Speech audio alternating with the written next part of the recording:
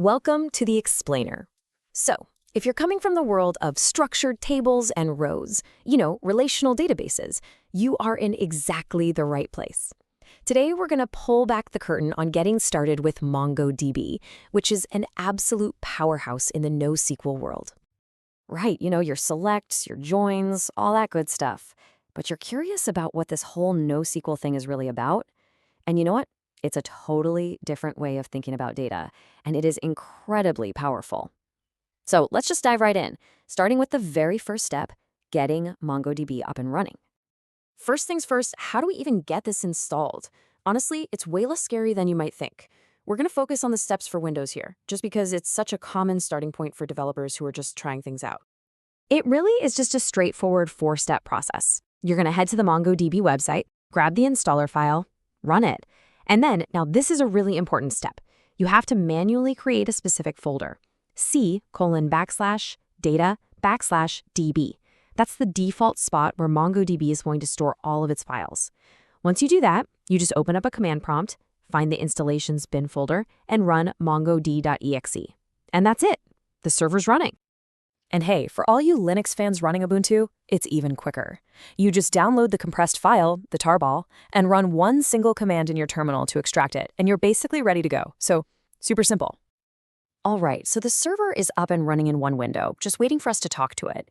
Now, what you do is open a second command prompt window, go to that same bin folder, and this time run mongo.exe. That starts up the shell. That's how you talk to the server. So, we're in. Now what? How do we actually create our first database? This is usually the very first question, especially if you're used to SQL where you might have this big formal create database command. Well, MongoDB, it's a little different. It's a much more on-the-fly approach.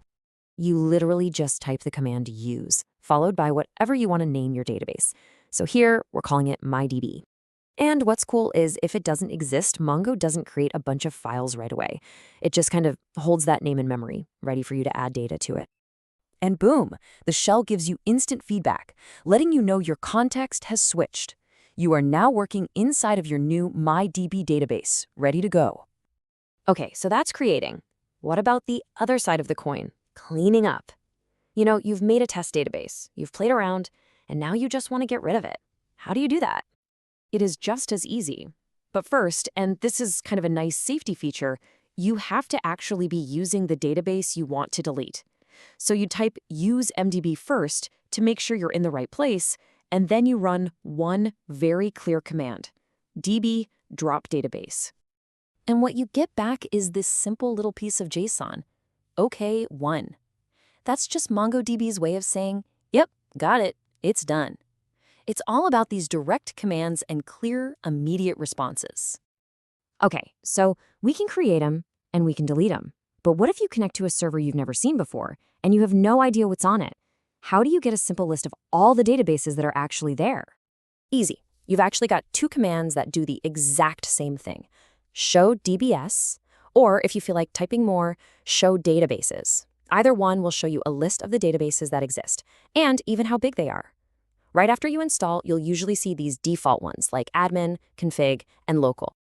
Now this is the one detail that trips up pretty much every single person when they start. You just typed use MyDB, you run show DBs, and wait a second, where is it? Remember how I said it doesn't create the files right away? Well, that's why. A database won't actually show up in this list until you've put at least one piece of data inside it. It's a huge gotcha to remember. All right, let's round this out with a couple of other super helpful commands to add to your toolkit. Beyond creating and dropping, there are a couple you'll want to know right from the get-go. These two are going to be your best friends, I promise. If you ever need to quickly check what version of the server you're talking to, just type db.version. And if you ever get stuck, you can't remember a command, just type db.help. It's your built-in cheat sheet showing you a list of commands right there in the shell. So let's just pause for a second. In just a few minutes, you've gone from nothing to having MongoDB installed and actually running your first commands. You've created a database, you've listed them, you've dropped one. These are the absolute building blocks for everything else you're going to do. But this is really just the beginning, right? You have the keys to the kingdom now. The next logical step is to dive into creating collections, which are kind of like tables in SQL, and then inserting documents, which are like your rows. And that is where the real fun begins. And it's something we'll definitely cover in a future explainer. Hey, if this explainer helped you get your feet wet with MongoDB, do us a favor. Hit that like button, maybe share it with someone else who's curious, and definitely subscribe so you don't miss our next deep dive. Thanks so much for watching.